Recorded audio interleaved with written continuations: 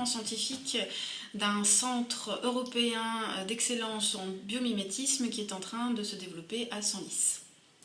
Bonsoir Kalina, merci d'avoir accepté cette interview. Et c'est quoi pour vous l'innovation? Alors je ne répondrai pas directement à votre question, je répondrai plutôt à ce que devrait être pour moi l'innovation.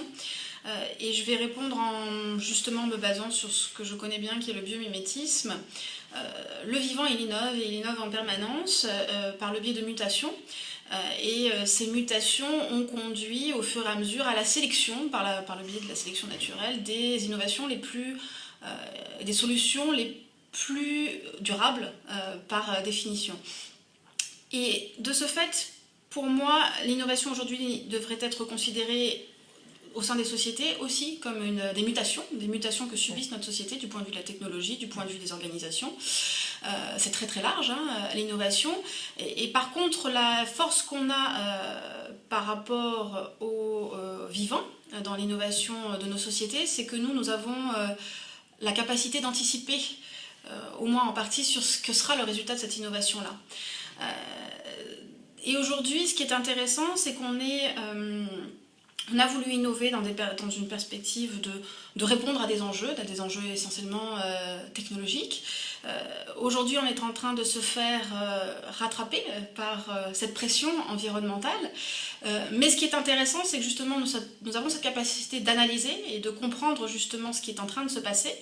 En tout cas, il y a une certaine partie de la population, une partie croissante de la population qui arrive à anticiper la façon dont ces innovations vont nous affecter. Et donc nous avons la capacité aujourd'hui de sélectionner celles qui font partie de l'innovation qu'on dira responsable. Et pour vous, une innovation responsable, ça veut dire quoi? Ça veut dire que, essentiellement, l'innovation, dans le contexte dans lequel nous sommes aujourd'hui, doit au moins répondre à des grands enjeux et des grands enjeux sociétaux qui vont être bien sûr la santé évidemment, mais également la question de l'énergie, la question des modes de production de matériaux, la question de l'agriculture, la question de l'organisation de nos territoires, de l'organisation de nos villes. Pour moi, l'innovation responsable aujourd'hui doit être prioritairement vue sur ces grands enjeux sociétaux.